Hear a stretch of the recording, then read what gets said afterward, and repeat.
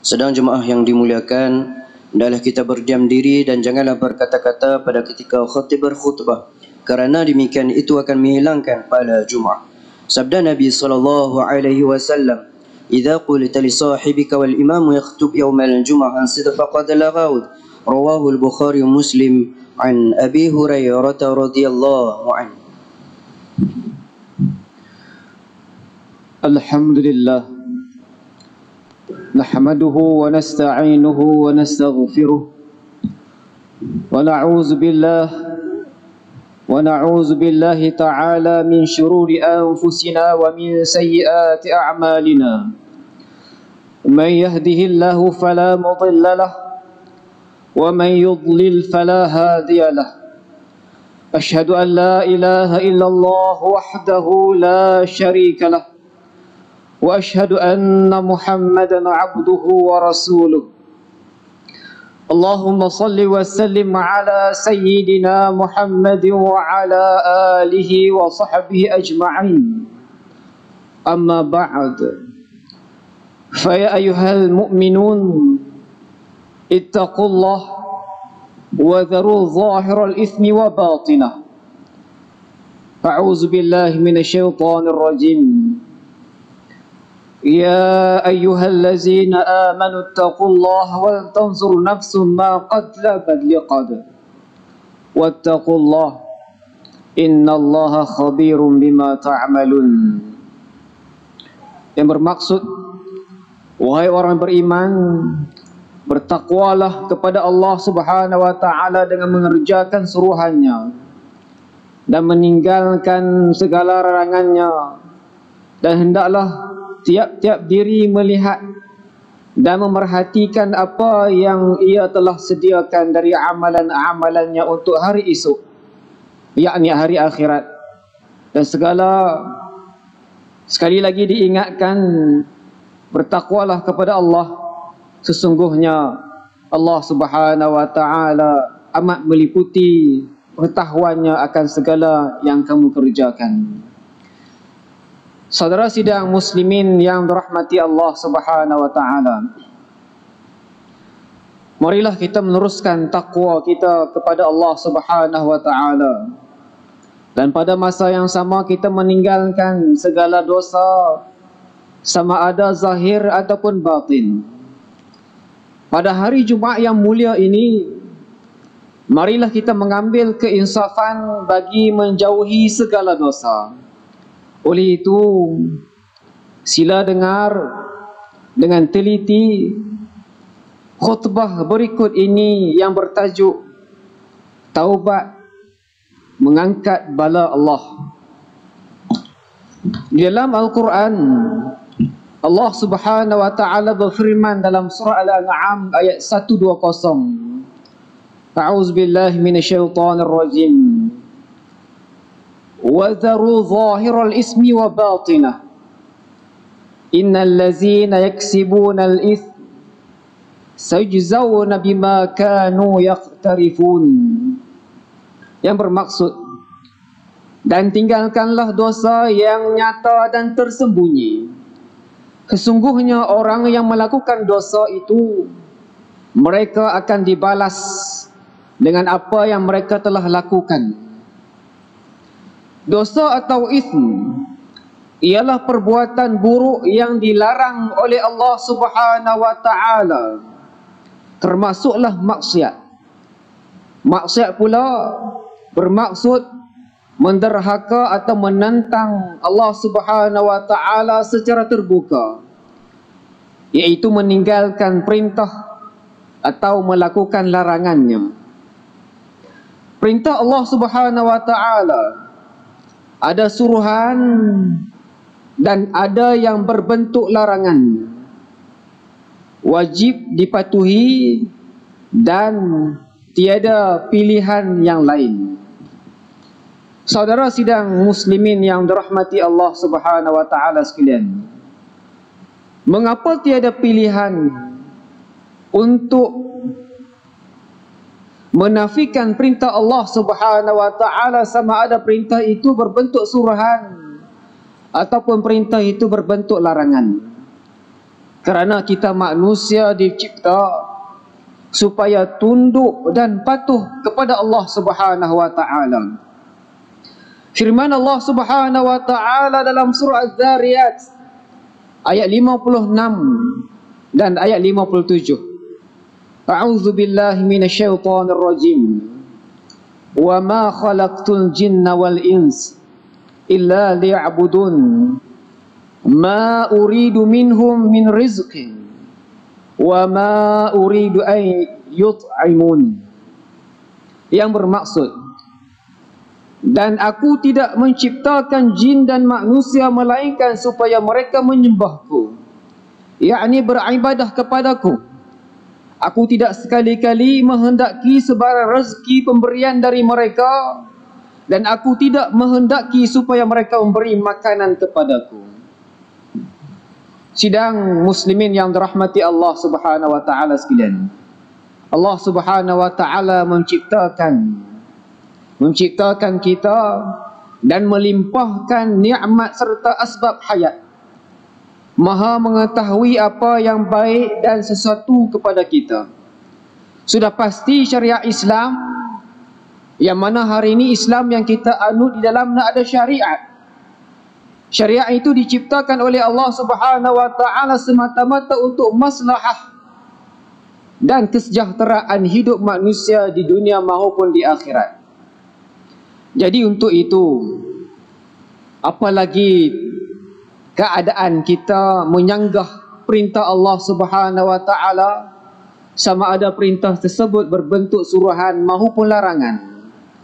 Apalagi adakah kita masih nak berdegil, kita masih nak keras kepala, kita nak menentang Allah Subhanahu wa taala, atau kita menolak unsur-unsur yang membawa kepada keuntungan dan kesejahteraan hidup kita sendiri, sama ada individu ataupun masyarakat.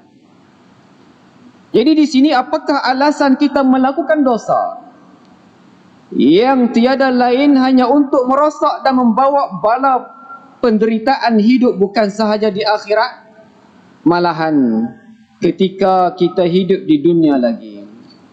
Sidang muslimin yang dirahmati Allah Subhanahu wa taala sekalian, renungilah. Marilah kita renungi pada hari ini dan kita insafilah bahawa penderitaan hidup sama ada pada individu atau masyarakat adalah natijah daripada dosa yang kita lakukan. Misalnya, kita melakukan kezaliman pada diri sendiri. Kalau dalam konteks kekeluargaan, sebagai seorang suami melakukan kezaliman kepada pasangan dia maupun anak-anak.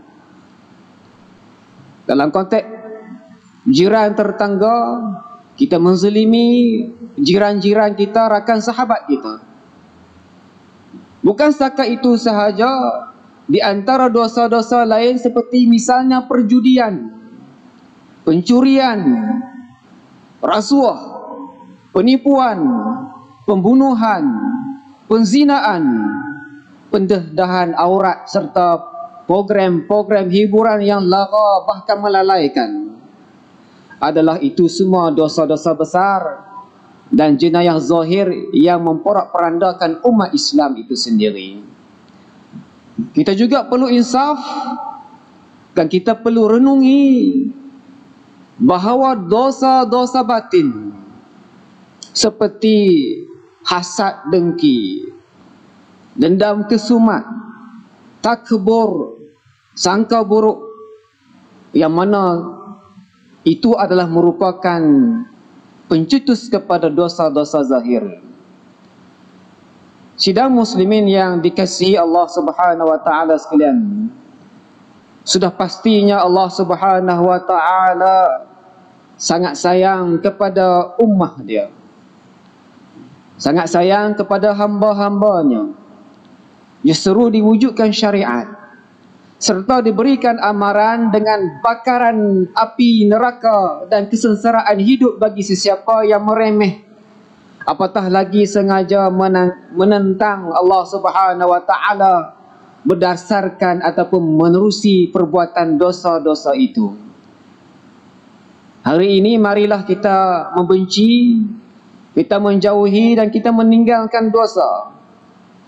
Serta dalam masa yang sama kita tunduk dan taat kepada Allah Subhanahu wa taala dengan kita mematuhi syariat.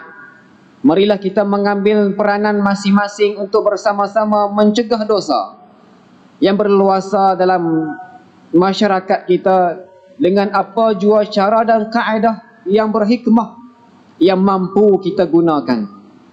Semoga kita harap Allah Subhanahu wa taala mengangkat apa jua bala musibah serta memberi ketabahan dan kekuatan kepada kita. Ketabahan kepada kita semua pada hari-hari yang mendatang. Amin ya rabbal alamin. Bagi mengakhiri khutbah pada kali ini, kita selalu mendengar di telinga kita pintu taubat. Pintu taubat milik Allah Subhanahu wa taala terbentang sangat luas dan sentiasa terbuka. Oleh itu mimbar memetik tulisan Imam Al-Ghazali dalam kitab Ihya Ulumuddin dalam bab taubat.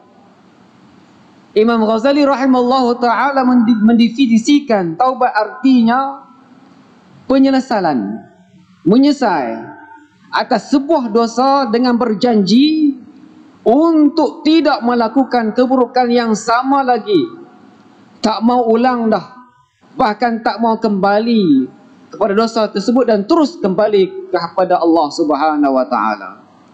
A'udzubillahi minasyaitonir rajim. Ya ayyuhallazina amanu tubu ila Allahi taubatan nasuha. Asa rabbukum an yukaffira ankum sayyi'atikum wa yudkhilakum jannatin tajri min tahtiha al-anhar yawma la yukhzillahu an-nabiyya wallazina amanu ma'ah nuruhum yas'a baina aydihim wa bi aymanihim yaqulun rabbana atmim lana nurana waghfir lana innaka ala kulli syai'in qadir. Aqulu qawli hadza wa astaghfirullah li wa lakum wa likaffatil muslimin min kulli dhanbin fastaghfiruh innahu huwal ghafurur rahim. اللهم صل وسلم زد وأدم وأنعم وتفضل وبارك بجلالك وكمالك على زين عبادك وأشرف عبادك أبي القاسم سيدنا ومولانا محمد وعلى آله وصحبه وسلم رضي الله تبارك وتعالى عن كل الصحابة أجمعين.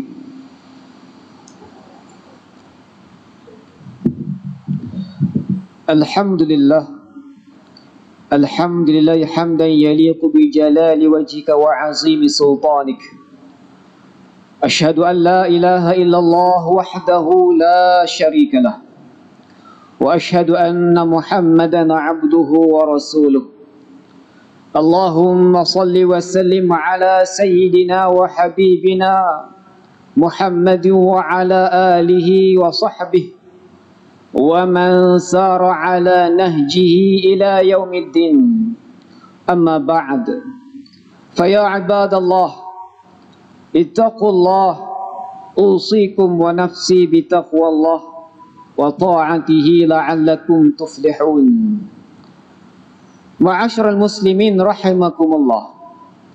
Marilah sama-sama kita meningkatkan ketakwaan kita, meningkatkan ketaatan kita kepada Allah Subhanahu wa taala. Sebab cerita meningkatkan ketakwaan, cerita meningkatkan ketaatan kepada Allah Subhanahu wa taala ini bukan cerita main-main. Dia adalah cerita hakikat, cerita sungguh-sungguh hidup dan mati. Lebih-lebih lagi dalam tempoh yang mencabar ini, maka marilah kita menjauhi dosa ataupun maksiat yang mana perkara tersebut boleh mengundang kemurkaan Allah Subhanahu wa taala. Mudah-mudahan kita duduk di dalam rahmat, kita sentiasa beroleh keampunan Allah Subhanahu wa taala setiap hari dan setiap ketika. Sidang Jumaat yang dirahmati Allah Subhanahu wa taala sekalian, bukan setakat itu sahaja, marilah kita memperbanyakkan ucapan selawat dan salam kepada junjungan besar baginda Nabi sallallahu alaihi wasallam, sebagaimana seperti mana firman Allah Subhanahu wa taala dalam surah Al-Ahzab ayat 56. A'udzu billahi minasyaitonir rajim. Innallaha wa malaikatahu yusalluna 'alan nabi.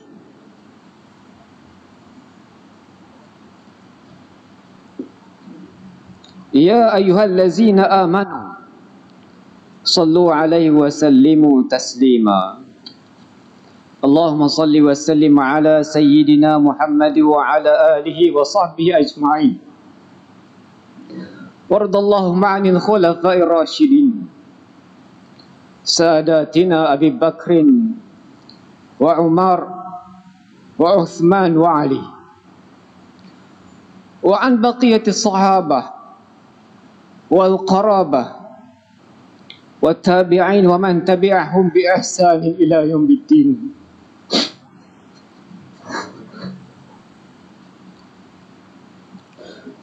Allahu Akbar.